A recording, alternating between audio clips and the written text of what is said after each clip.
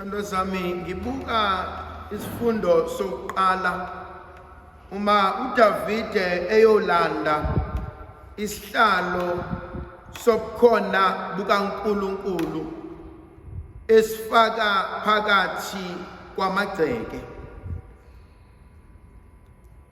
Sebehlale isikhathi eside belahlekelwe noma bengenayo lento ebakhombisa okanye ebatshela ukuba uNkulunkulu uhlala nabo phakathi kwabo.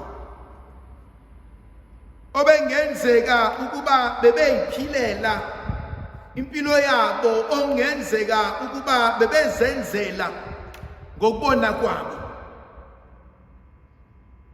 Kuyathiwa uma ingane seyixakekile ayibuyele ekhaya. Kuyathiwa uma umuntu esexakekile akabuyele ezimfundisweni zasekhaya ukuthi kwakuphilwa kanjani, wayenze njani uma, wayenze njani ubaba ukuze akwazi ukubhekana nalesi simo. Mhlezi ngithi mina mhlawumbe ayikho indawo ebaluleke ekudlula amanxiwa.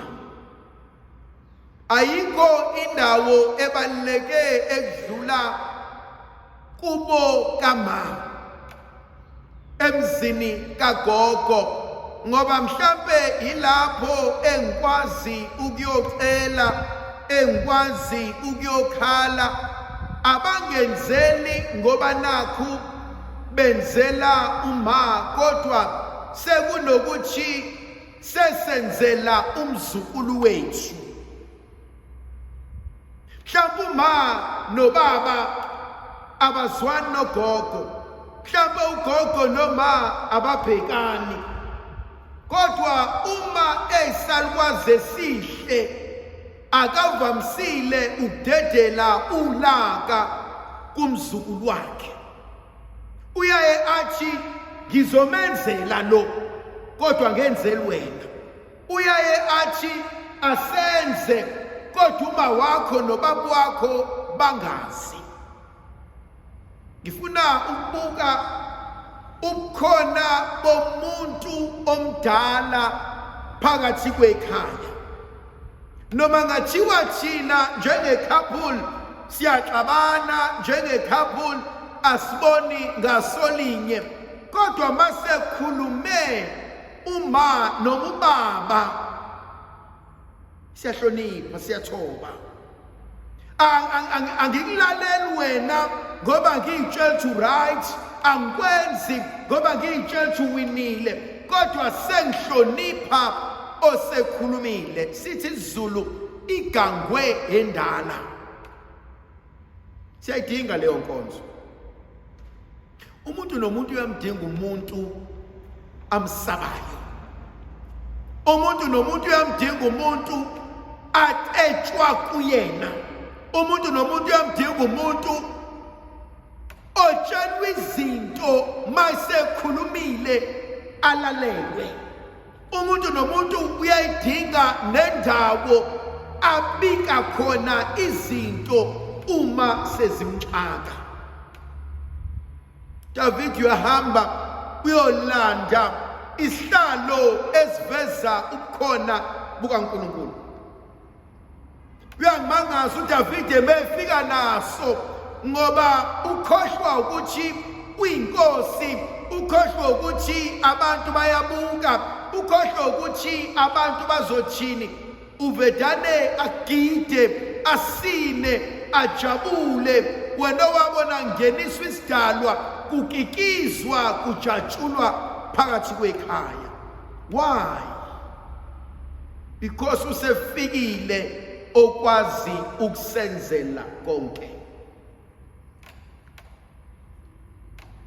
uDavide ngimbuka njengomzali. Athi abomdabu baseNdiya, when the fish begins to rot, it starts from the head. uthi obhala kahle ngiyawushaya inhloko bese kuyahlakazeka. Ayibe incane imndeni ekwazi ukusurvive uma inhloko seyiphithene. Once umzali wangazazi ukuthi ubani, once uma waphenduka intombi, once ubaba waphenduka ibhungu, nenhlonipho iyaphela. Because that means usegijinyiswa abafana abancane, usedidiswa zintombi ezincane, akasazazi ubiyena. And once wayikhohlwa wangazazi ukuthi ubani, bayahlehla nabanikazi bekhaya, bayahlehla nabasenzela izinto, bayahlehla nabahleli ngenxa yakhe. Sesukile nje enkonzweni yakhe. Ngiyakithi mina khona abanye abantu emndenini abangasebenzi mhlawumbe, ababukeleka phansi mhlawumbe, kodwa ubukhona babo budala ukuthi ikhaya lihlezi liyikhaya. Lento uzoyibona nazi ingane zu6 noma zu7 bashade bonke, kusale lo ongashadanga, ahlale agade umama, agade ubaba, ashona umama, ashona ubaba, kodwa ahlale kuleli khaya. Sonke thina sashada, sonke thina sisebenzayo, ave simbukela phansi uselekhaya, akashone. La simbuleka khona izinto. Ithendwa zami ikhaya kulona ikhaya ngeindonga. Ikhaya ngomuntu obasa umlilo. Sibadala. Ikhaya elingahlali umuntu liyawohloka. And so once wawohloka leli khaya, sonke esinela kulona. Unenhlanhla musindile umuzi wakho. Ngeke. Sinda kanjani umuzi wakho mina owami wavalwa? Sinda kanjani umuzi wakho owami ugijima ulwembu? Uhlala kanjani ujabule mina ngenali ikhaya? Eminye imizi sekwahlala ibala lalila ikhaya alisekho.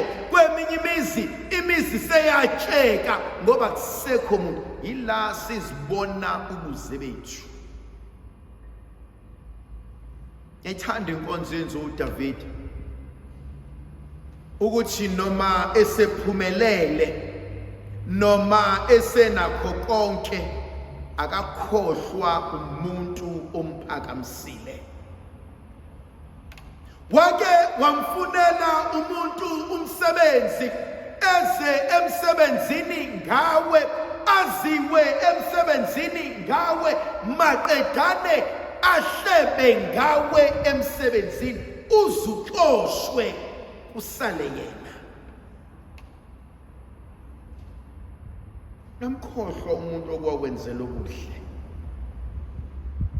Wayeyathi ukhulu noma umuntu angamubi kangakanani, kodwa ungakhohlwa kodwa okuhle akakwenzela kona. Athi bokhohlwa konke okubi, ebese ukhumbula lokhu okuhle ake abayikona. Bathi mabeshumayela uke waba muhle uThixo. Mina ngiye ngithi muhle ngezikhathi zonke. Kwesinye isikhathi ukuthi I'm not in a position yokubona, yok-appreciate nokuthi Nkosi sewungisindise kongaka. Davide uthi megida ejabula maqedane athi awukwazi ukungena singahlabi. Wenza umhlatshelo uDavide. athathe lenyama enonile egangileyo athi ngicela ukuyopha uNkulunkulu okukaNkulunkulu.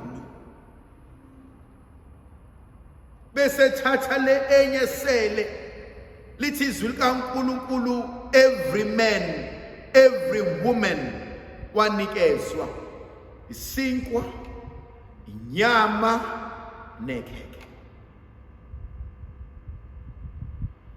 Baze baphasa abantwana bethu bangaka benza imisebenzi yokubonga.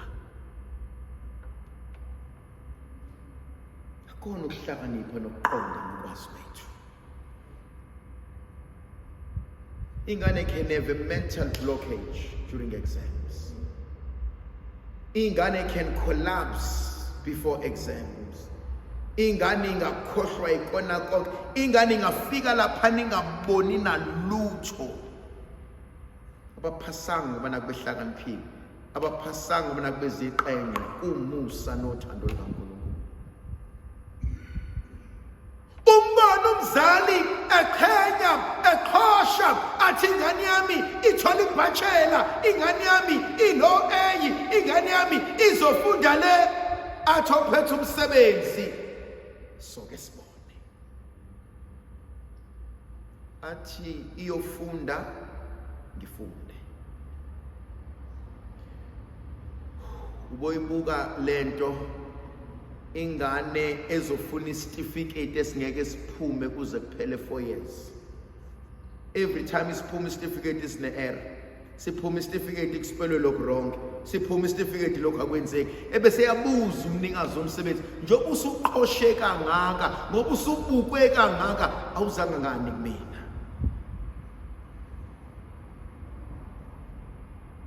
Okugcina angithinta ngakho esemnikile uNkulunkulu okukaNkulunkulu, eselihambisile udumo kuJehova, esemnikile umnikazi womsebenzi konke, ebese buya athi ukujabula kwami akube ukujabula kwenu nonke. Sanibona ithando sami. Ubani onenzela izinto zenzeke? Qalile unyaka, bantwana babuyele ezikoleni, babuyele emsebenzini, abantu kuyadliwa kwenziwa konke. Khona lo mkhuba wamaRoma engiwuthandayo.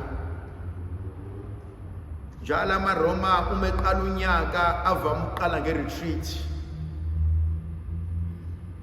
La ekhaya masiqala unyaka siqala ngemvuselelo.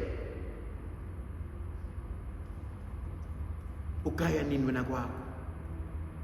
Uhlaba nini wena kwakho? Ubika nini? Ucela nini unyaka ukuthi asithi siqala zonke izinto sezimi ngononina?